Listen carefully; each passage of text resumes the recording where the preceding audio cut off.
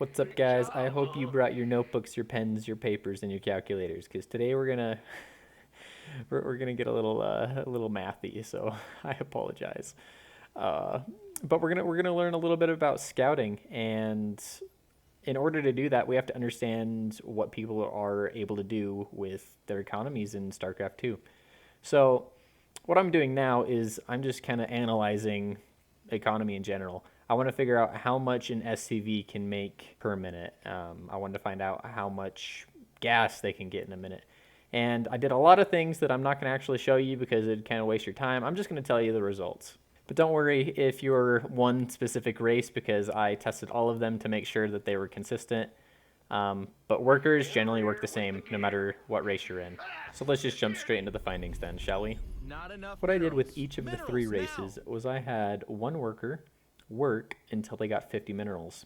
I did this from the close patches and from the far patches, and then I went back through the replay to find the exact amount of time that it took to get those minerals. And I found that close patches, it takes 46 seconds to mine 50 minerals, and from a far patch, it takes 55 seconds. So a difference of 9 seconds depending on what kind of patch you're on. So obviously mining from close patches are better. Plus, usually they are a little more stucked up than the far patches. The far patches usually have like 800 or something like that. But what I'm going to do is I'm going to just take the average of those two numbers and say that a worker will get 50 minerals per 50 seconds. So if I do some very complicated division, we find that an SCV, a probe, a drone, they'll all get about 1 mineral per second. So what does this mean? This means we can do a little bit of math to see how many resources a StarCraft player can physically make in a minute. Since workers mine 1 mineral per second, if we multiply by 60 seconds, we now have how many minerals they can make in a minute. Say for one base, we have a total of 16 workers. We multiply by 60, and ta-da! We figured out that one base can, at a max, make 960 minerals per second. That's if all 16 workers are working at the same time. If it's like 15, 14 workers, obviously the number is going to be less than 960.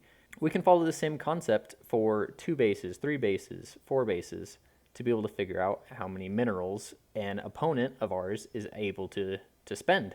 For example, with 2 bases, we know that if they have their minerals maxed out, that'd be 32 workers, and we multiply that by 60. Bam, 1920.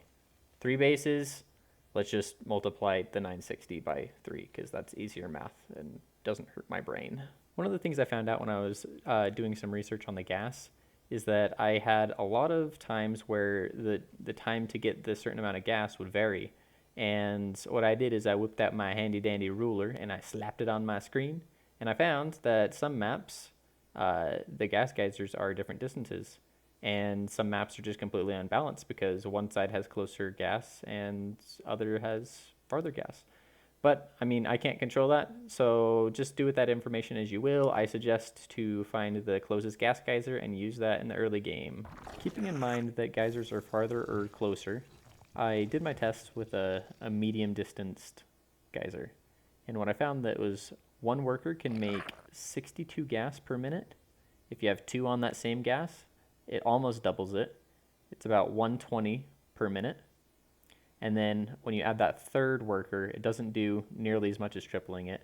It only adds 36 gas per minute. So in total, 3 workers on a gas makes 156 gas per minute. Something you need to keep in mind when you're scouting is that each of these workers mines 1 mineral per second. So if they have 3 workers on a gas, they're losing 180 minerals per minute that they could have otherwise had. 120 if they have 2, and 60 if they just have 1. The important things that you should take from this is that 1 full gas results in 156 gas per minute, 2 full gas results in 312, 3 full gas 468, 4 full gas 624, 5 full gas 780, 6 full gas 936. All right, now that we're past all the boring math stuff, we can actually start talking about the real game, and let's just look at a few examples of games that I've played. I'm going to speed through them or cut through them so that we can talk about critical times when I was scouting and I had to make a decision. After some pretty passive scouting on my part, I came to the realization that I was probably going to get cannon rushed. Now, this isn't going to talk about how to deal with them, it's just going to talk about what I know about the game. So, I know from doing some math that in the first minute of the game, people can't spend more than 720 minerals. This guy is showing me 300 in the form of pylons and another 300 in the form of cannons. So that's already 600, and I know that he has one pylon at home. He also has a forge at home. So this is everything he has. He cannot physically be doing anything else. He can't have any proxy gateways going down. He can't have DTs coming up. That was his attack. And all those minerals just went down the drain. So referencing this math, I'm looking around for where the 960 minerals are that should have been placed on the map that I haven't seen yet, as well as the 300 gas, because I see that he has 2 gases. Because 900 missing minerals not on the map is a very scary thing. It probably just means we're getting proxy or something. He shows me 300 of it. This probably is just more of like a haha FU kind of a thing, but they're still mixing 600 as well as times counting on, so let's be realistic, it's probably 900 again. What I'm going to do is I'm scouting the map with overlords, as well as soon as I get out of my base, I'm going to scout around with lings to determine where the missing 600 or 900 minerals are. So here I go, scouting the map, checking every single possible expansion location for either a proxy or some sneaky bases. I check the main base, I see a Stargate, Cybercore. So the Stargate showed me a little bit of his gas, but there's still like 500 gas that's unaccounted for, as well as like 2,000 minerals that's unaccounted for. So it's kind of unsettling when I'm looking around the map and I don't see where he's putting his money. So we walk up, we find this base. That's 500 minerals of building right there. Still only 1 probe, so I'm just assuming we're still on 1 base. With the time that's passed, I'm still looking for about 2,000 missing minerals to be placed on the map, whether that be in form of buildings or units. One thing that I wish I would have done is said something into the natural. I'm going to assume that he has the natural because there's these 2 buildings on the map, whether that be pylons, cannons, or shield batteries. I actually don't know what it was. That was just me messing up and not being able to play fast. At this point, I know that he has another Stargate and he's producing out of it. So anytime a Protoss is using 2 or more Stargates, they're probably going to go air, so I just prepare for air. It's annoying. I slap it away. I kill his 3rd. I kill everything else. Next. So jumping into this Protoss versus Protoss game, I'm looking around his base for his first 700 minerals that he should have spent, or can spend. And I see that he has pretty much the exact same buildings placed down that I do. Now that he's stolen my gas, this is where we start to differ. I'm a little nervous because when I check in his base, it looks like he has 2 gases. So what this means is I'm going to have more mineral income, he's going to have more gas income. Gas is what gets all the ranged fighters for Protoss, so I'm going to be in a defensive situation fairly soon. So I'm going to just get out some defenses as fast as I can.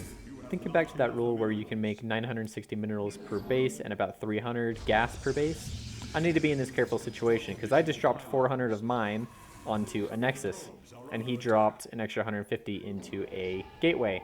So I have to be wondering where the heck all of his extra minerals are that he has not placed down on the ground yet. So on the minimap, I just sent my probe that was in his base to check his natural, and I don't see any natural. You gotta be thinking, where are all those extra minerals and gas that I have not been able to find? I just thought I'd be a little safe. But honestly, like looking back on this, with the information I had, I was probably underreacting. I probably should have dropped a few more shield batteries. 60 seconds later, I get a little curious because I haven't been hit by anything hard yet. So I look around the map and I see a proxy pylon, and on the minimap, I see a lot of dots that are not my dots. So here, it would have been helpful if I would have dropped those extra shield batteries earlier. I'll still hold, it's just not going to be as fun for me. Here he comes back in with even more stuff. I never cut workers, and I have 4 stalkers and an immortal. He most likely cut workers because he has a butt ton more than I do. But the benefit of this is I have a better economy, so as long as he does not wreck my economy right now, I'm still in a good spot.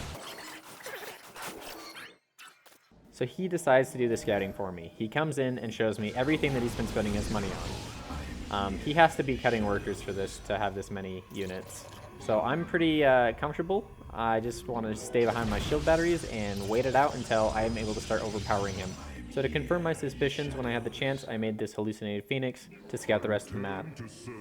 What it's going to help me do is know whether I just need to keep making an army, or if I can expand, or if I can just go attack him. So he catches me with my pants down. I really don't know what I was doing, but good thing I have 5 shield batteries to hide inside. So I get a lot of kills here, and he pieces out. So here's what I'm thinking. I can go kill those pylons for free that he was warping into earlier, and my hallucinated phoenix just died at his natural. So I know that he has a max of 2 bases. I'm going to send this hallucinated phoenix up to the top bases to check them out. But at this point, let me just review. He had to cut workers to make army prior, because that's the only way he would have more army than I would. And I have more economy than him, and I just pushed back his army.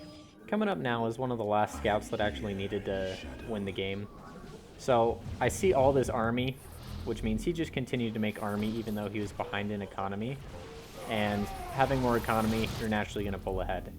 Not seeing any sky units makes me not afraid of sky units, because what's he going to do, like make 1 void ray or 1 carrier?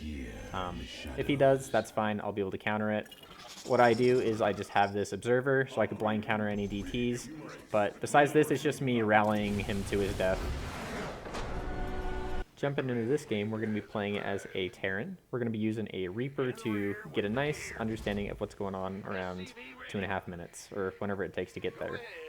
And at this point, when we get over there, we're looking for roughly like 1,000 or 1,200 kind of minerals.